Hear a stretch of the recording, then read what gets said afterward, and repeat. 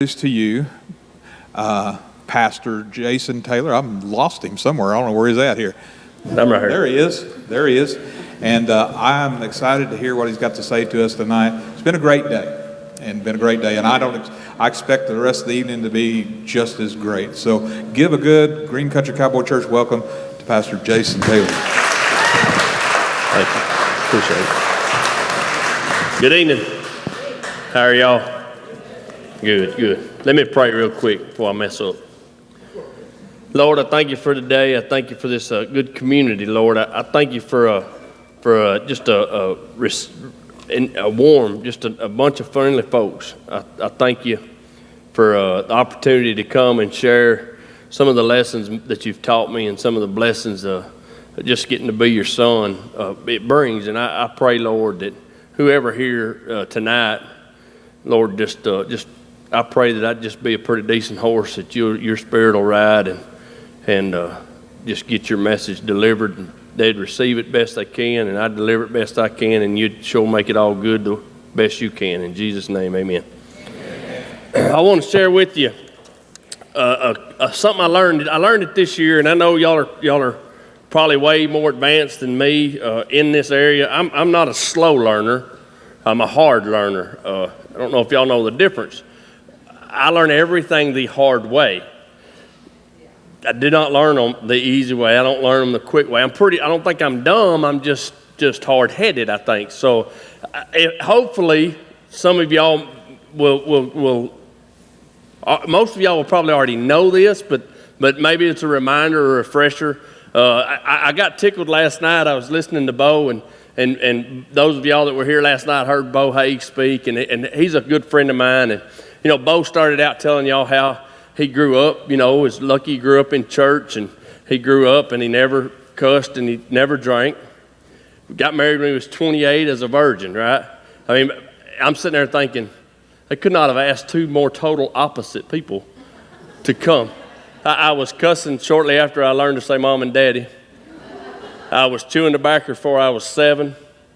I was drinking shortly after, before junior high was over, and everything else just kind of right along with it. So I got tickled at Bo, and then he started talking about knowing Jesus and how important it was to know Jesus. And the message I'm going to preach to you today is knowing God.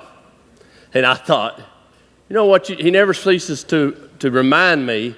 He don't care where you're at or where you came from, which end you originated or how you got to where you're at.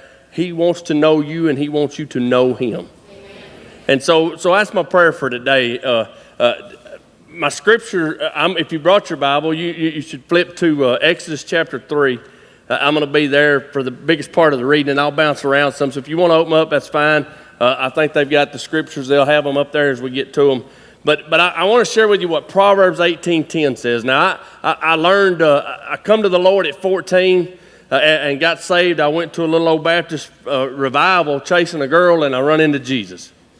And I got saved, but I had no idea what to do with that. You know what I'm saying? I was different. I knew he was there, but I went on and run my course anyway, I didn't go to church. I didn't grow up in Sunday school. I didn't never been to a church camp. So when I start learning from the Word, it's like from the Word. You follow me? It's like I'll be running. My wife's just the opposite. She went to church every time the doors was open, and I'll be like, "Did you know about Noah and this boat? Did you have you?" And she's like, "I've heard it since I was in kindergarten. I mean, come on." I'm like, "Man, this is cool." But anyway, I've learning to read a Proverbs every day, and it's pretty cool. I don't know if y'all know that or not, but there's 31 Proverbs, which means there's one for every day. You know what I'm saying? Which kind of frustrates me because the Proverbs 31 is really for the women. It's about the ladies, and they don't have to read it but like 5 times a month. I mean, all the rest of them we need to read every day. And man, I'd have saved so many scars and agony if I'd have just knew some of what Solomon taught, and shared with his sons. But I was reading Proverbs 18, and Proverbs 18 says, "The name of the Lord is a strong tower. The righteous run into it and are safe." And I just have an open conversation with my father, and I'm like, I don't get that. How do you run into the name of the Lord? And I said, I go to running through my Rolodex and my memory, the things I've run into. My earliest memories of running into stuff was about 4. I was riding a horse named Chicken. And Chicken blew up bucking, and I run into a 3-inch piece of pipe that was on a pole barn. Knocked me out colder than a wedge. You don't feel safe when you run into a 3-inch piece of pipe. But remember it like it was yesterday. Chicken blew up, went to bucking. My Uncle Steve, I call him Punky, he was hollering, get off, and I was hanging on. We hit that pole barn, knocked me out colder than a wedge, and I come to him slapping me. You better wake up. Your daddy gonna kill me. You better wake up. When I was about, 7, I was riding a little blue horse called Little Blue, and I run into the hard iron ore ground in West Texas because the saddle wasn't tight enough, and we're running wide open across, and the saddle rolls over, and whack, I get a bunch of stitches right across my. Everything I've run into was not safe. It was not good. At 10, I ran into a tree limb in East Texas and ripped my right eye out. It's just been one thing after another, and I'm thinking, how do you run into anything? I've never experienced running into something and it being safe. Everything I've run into left scars.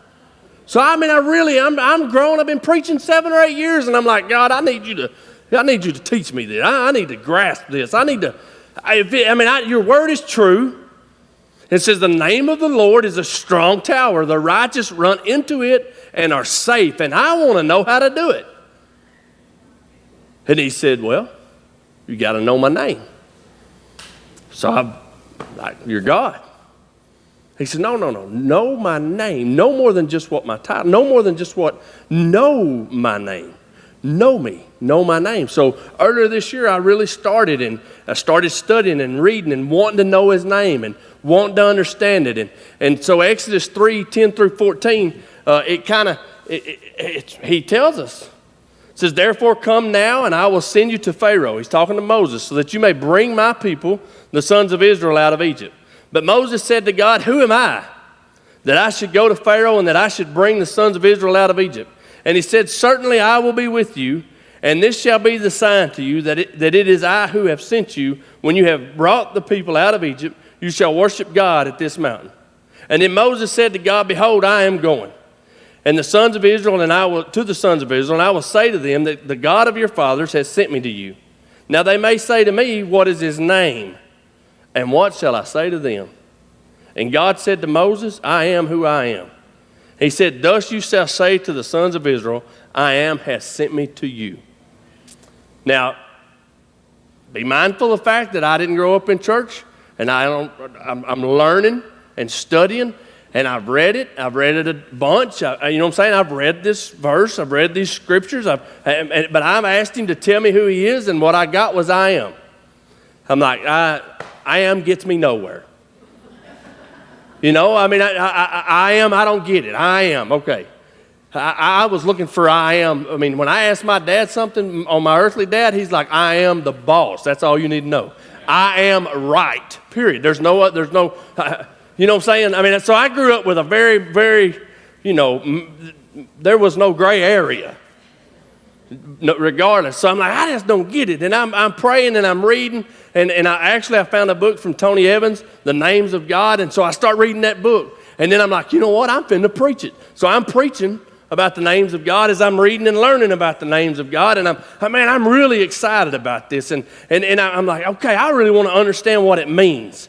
So he shows me the first thing you got to know if you're going to know his name and know how to run into his name and know how to run into it and be safe is you got to know who you ain't. If you want to know who he is, you better learn who you ain't. And see Moses does that. In verse 10, Moses says, but who am I?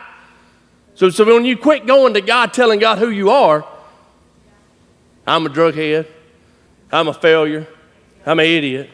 If you'll shut up telling him who you are and you ask him, who am I? Now you've opened the lines of communication for him to be able to reveal to you who he is. Amen. You with me? Now see, I'm like, I'm catching on here. All right.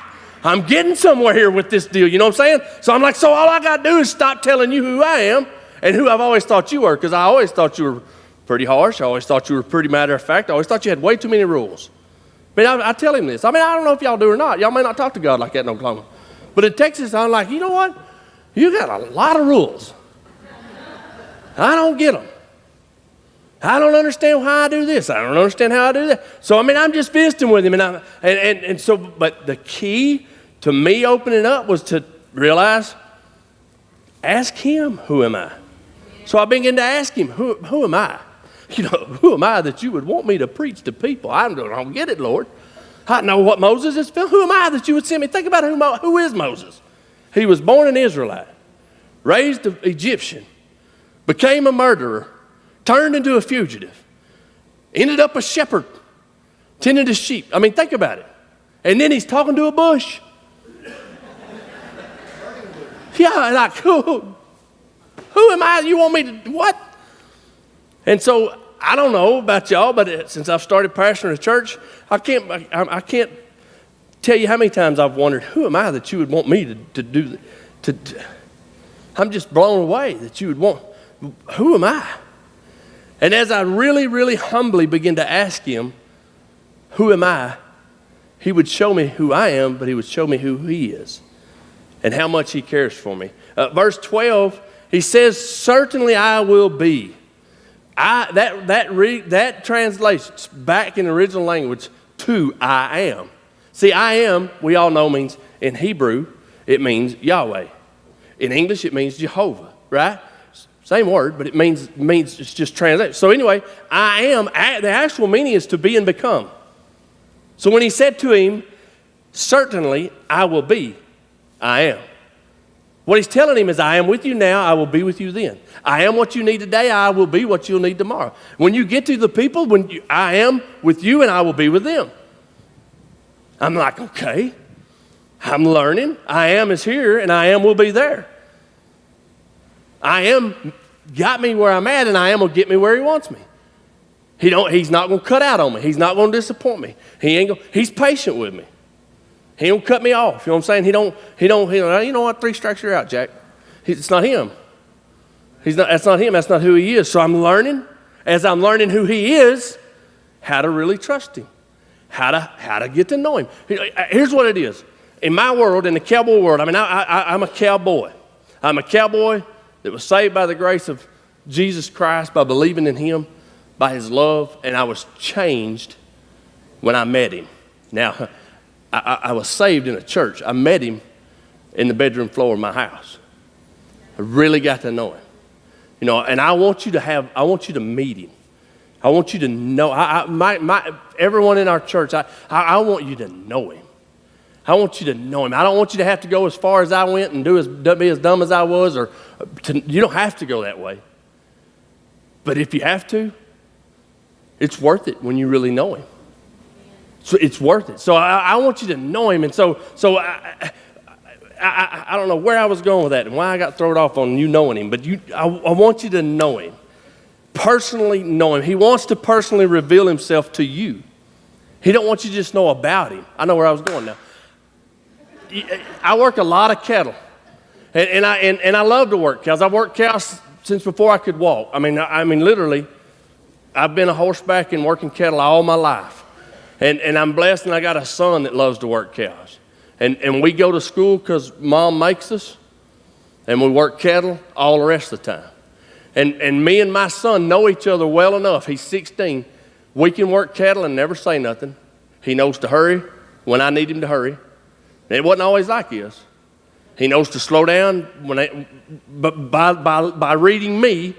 He knows the other day we worked a set of cattle and we were moving some yearlings and we was moving from one trap to another trap and he was in the feed truck way over yonder on the 40 acres, 25, 30 acres between us. And me and another guy's a horseback and we're riding out and he goes, man, I wish that gate in the corner was already open. We could just ease them cattle out. I said, yeah, we'll get it open. And he looks at me. I said, he goes to take off and lope around them calves to that gate. I said, no, don't. You're going to mess the calves up. Just let them ease. We'll get it open.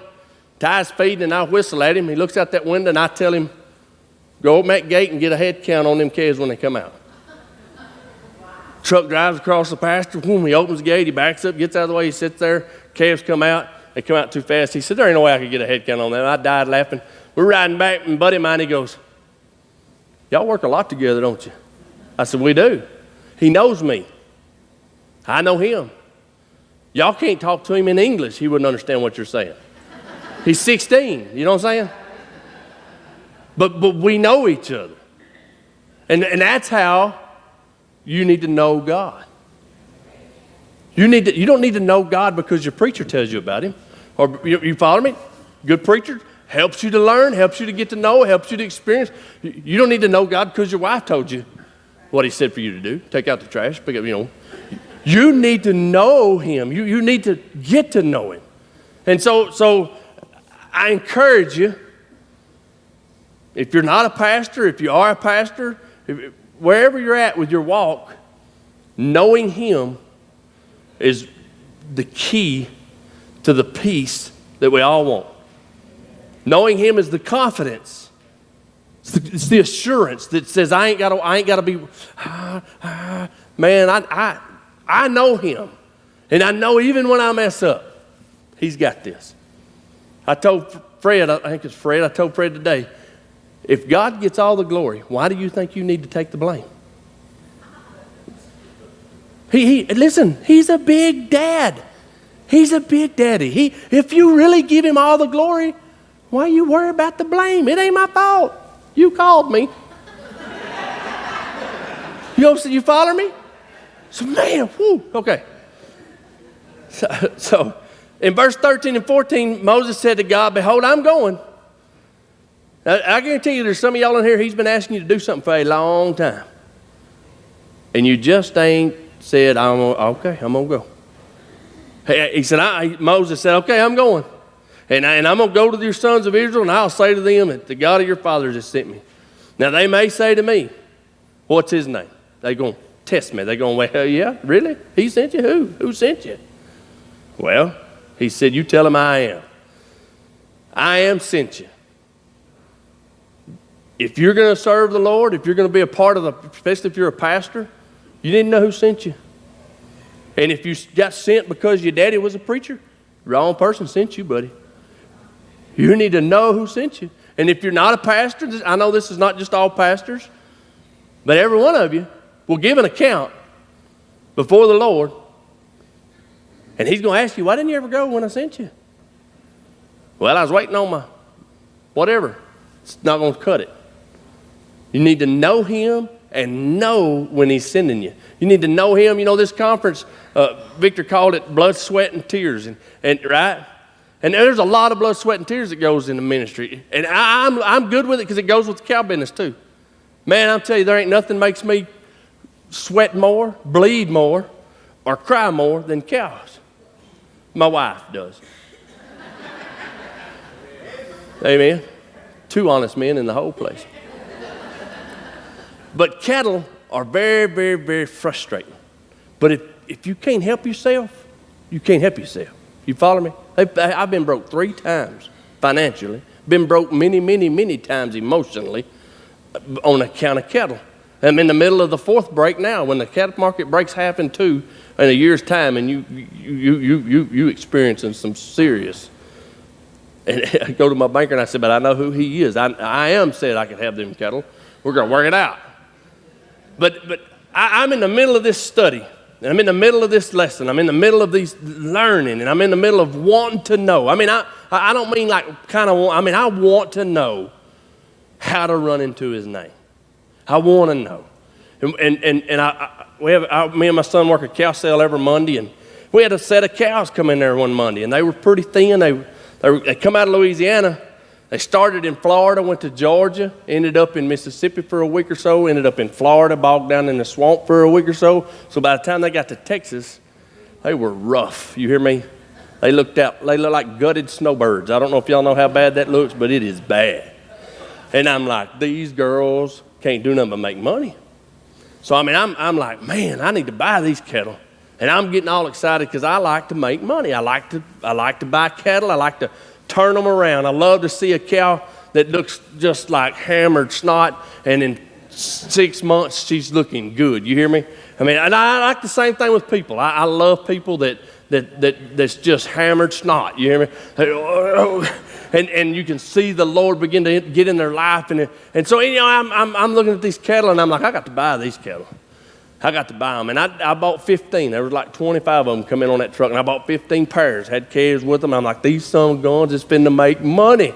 I couldn't wait. It was on a Monday. This is how God showed me who I am. I've been praying. I've been seeking. I've been wanting to know. I've been studying. And I'm working these cattle, and I buy these cows, and I take them, and I worm them, and I doctor them. And I was a little concerned about them calves having shipping fever, and they've been through so much, so I really give them a pretty good stout shot of medicine, and I turned them out. Took them and I turned them out on a Tuesday. Flying out Thursday morning, going to South Carolina to preach at a deal, and I'm going to leave, and my wife always is telling me, you need to go. We live about right at 2 hours from the airport in Dallas, and she's like, you need to go, and I'm always late. I'm always trying to get one more thing done, trying to get one more deal done, and so I go to leave, and it's like, if I remember right, it was like 10 o'clock, and my flight out was at 1. So I have plenty of time. I'll even stop and get something to eat on the way. And I'm getting my pickup, and I'm driving out, and I'm like, something's just telling me I got to go check on them cows.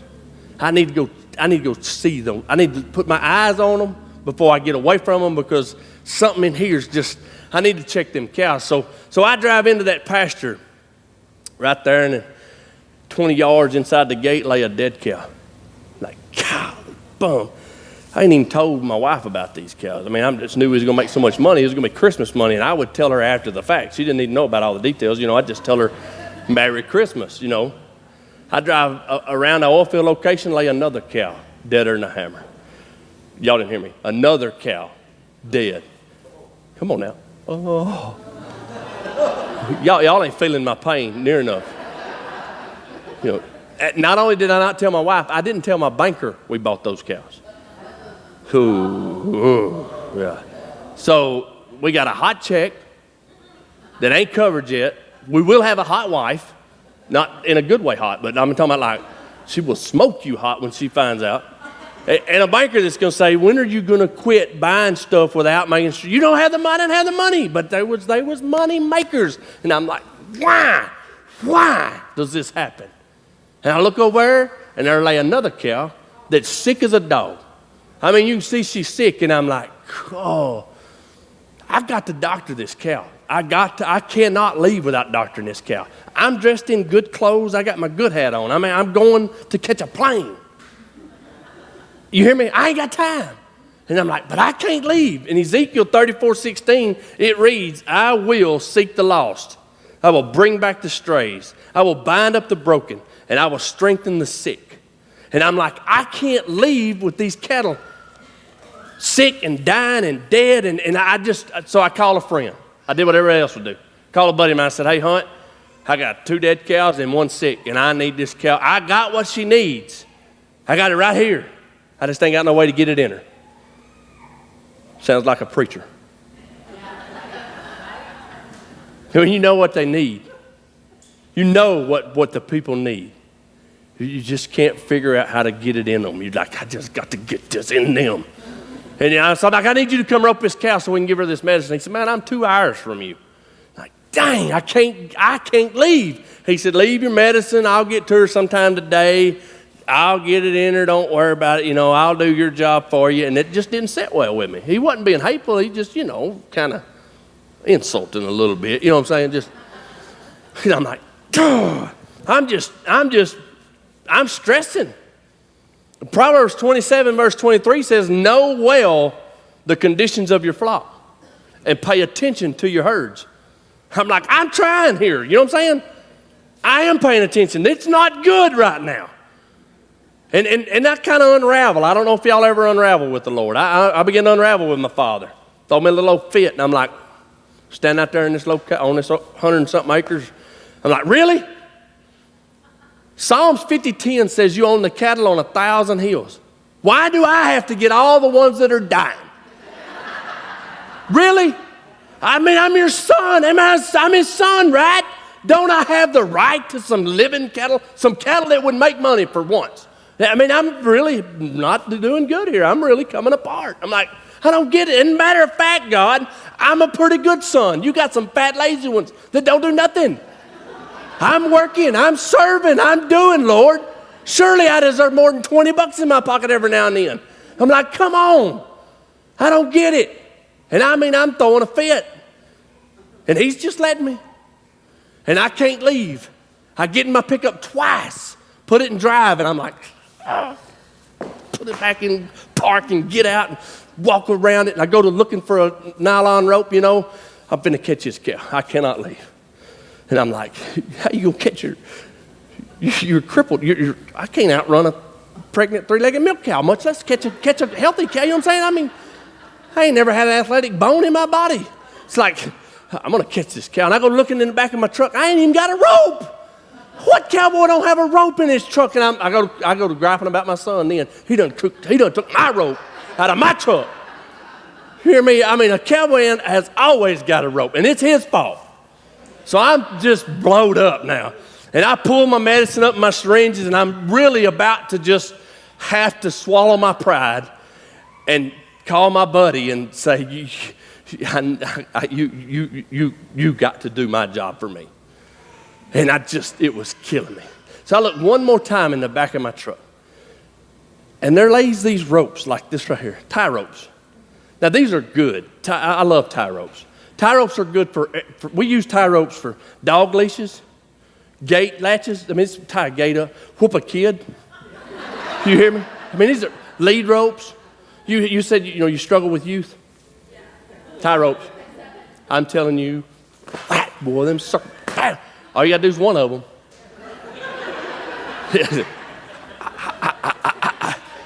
Y'all know that machine gun? Y'all remember that? You get whooped so hard, you get, you can't breathe, you can't cry, you can't. Daddy said, I'm going to whoop you till you cry. I can't cry, I can't even catch my dang breath, He didn't check up, he was still just whooping the snot. Anyway, ain't got nothing to do with it today.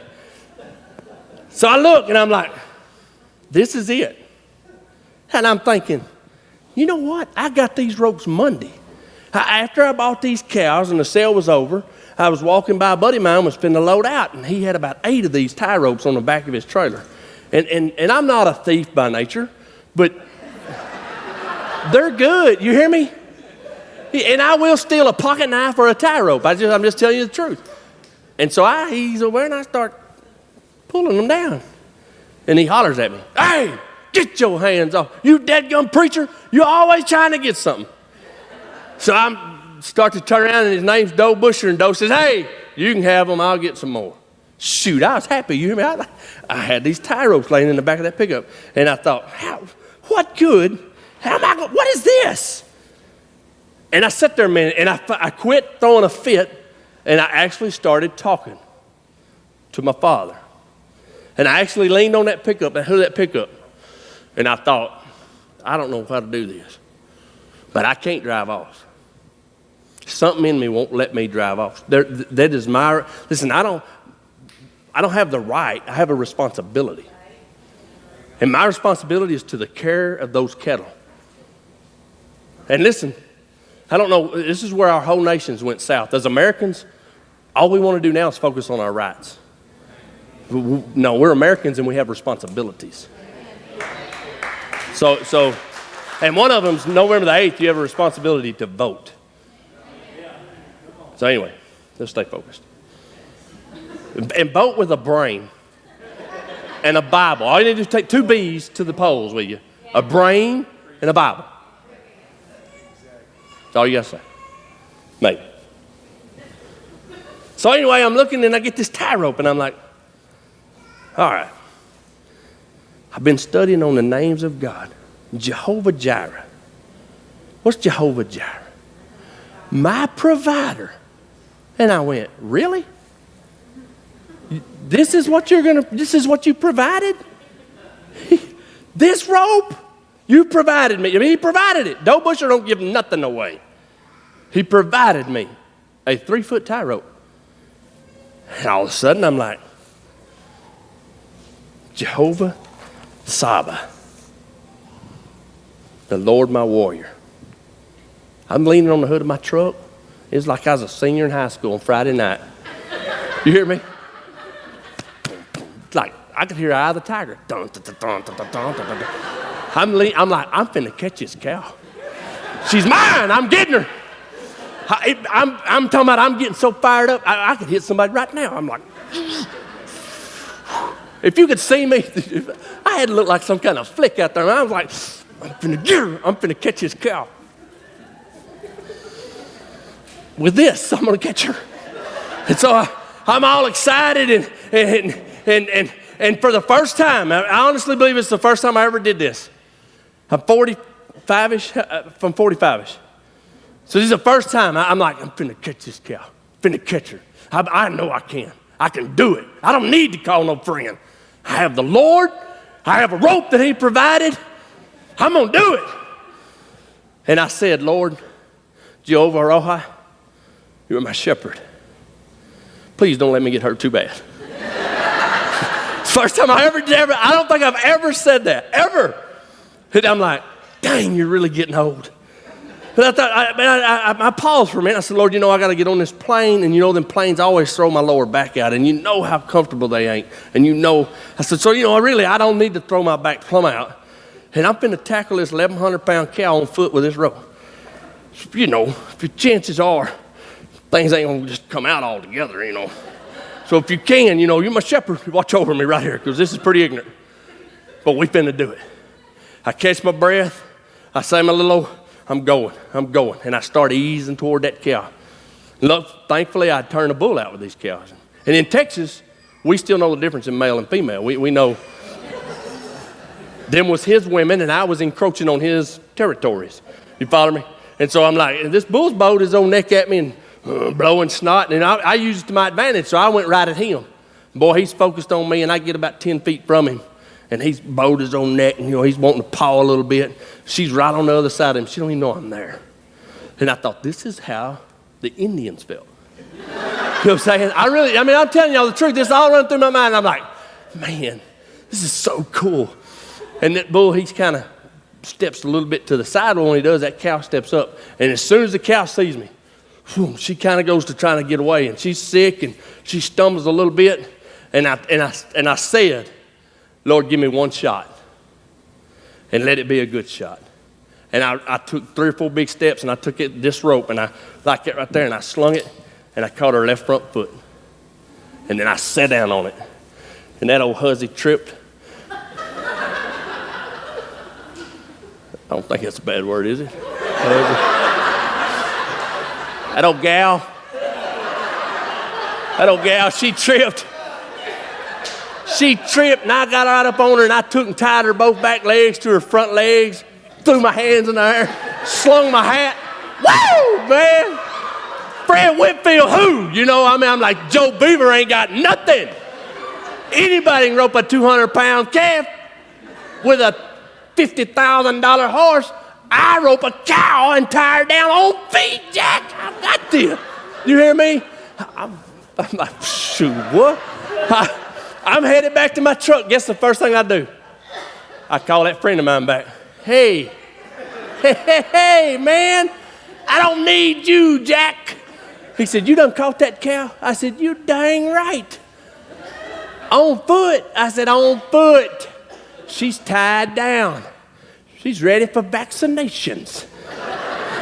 He's laughing. He says, man, you ain't got a lick of sense. I hear something kind of behind me, Oh, no! I throw the phone. She's getting up. And I'm thinking, if I lose her now, I will never get her back. You hear me? I kind of had the element of surprise on her. It's over. I'm like, if I lose her, it's gone. Let me tell you something. If we lose our country, this time, it's gone. We can't afford. I'm like, hey, she can't get away.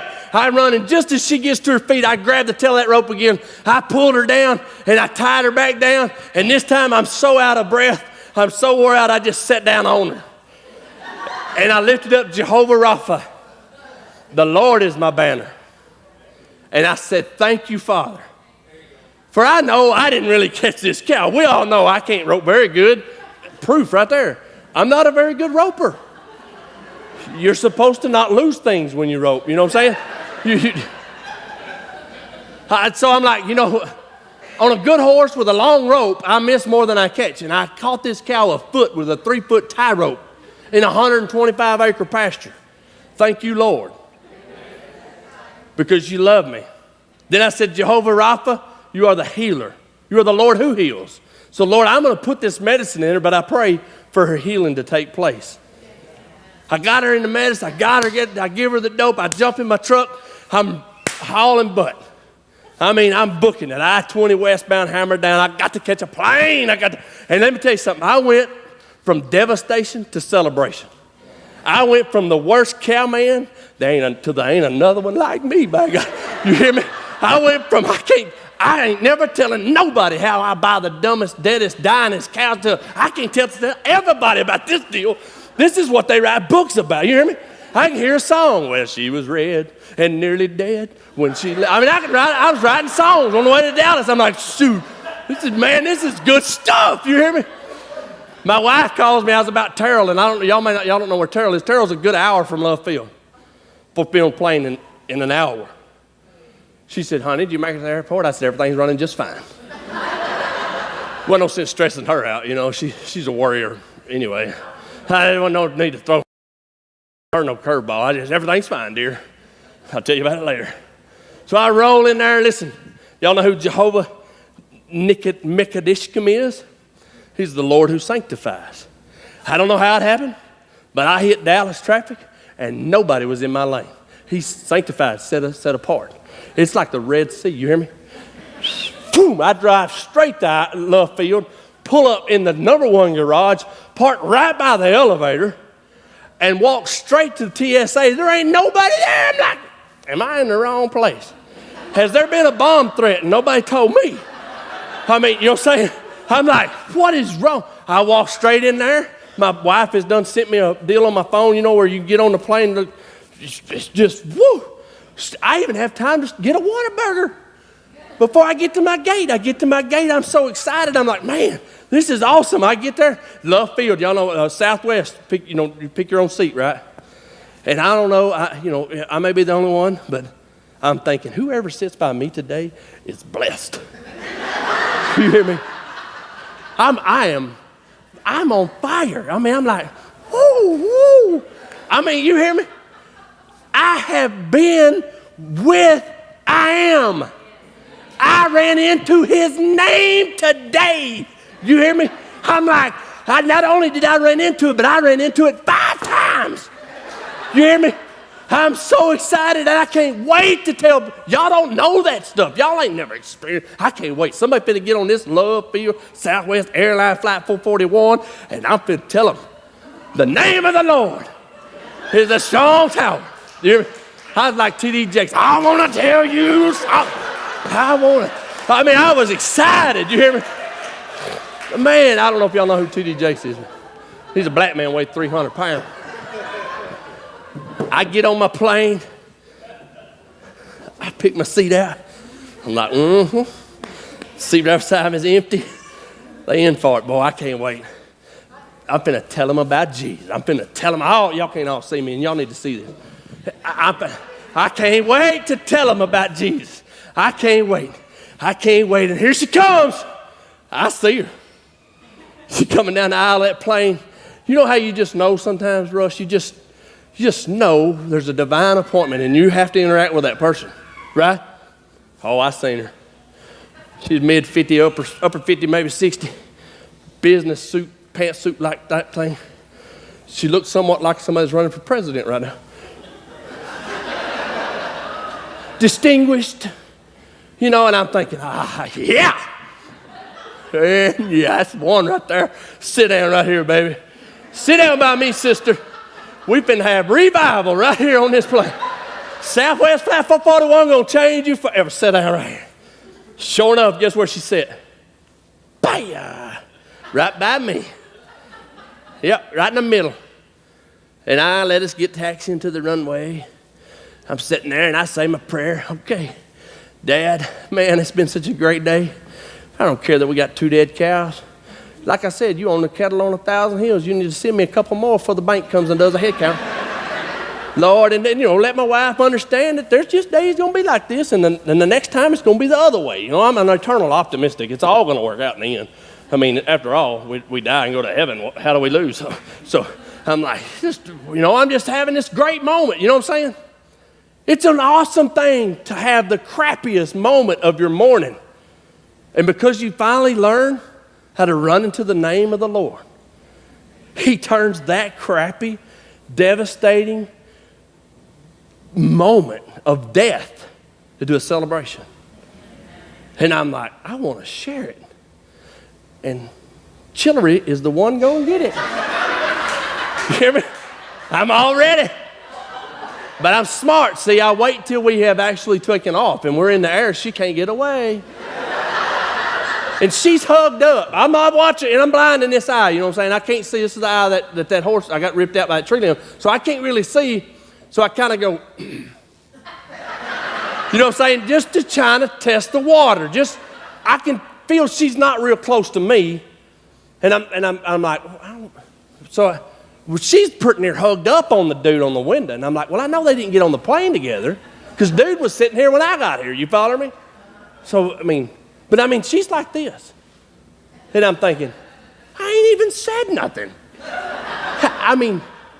And so I'm just, I'm pretty hard-headed. Like I said, I just do like her and I turn this way. How you doing? Good to see you. How's your morning been? She just, it's fine.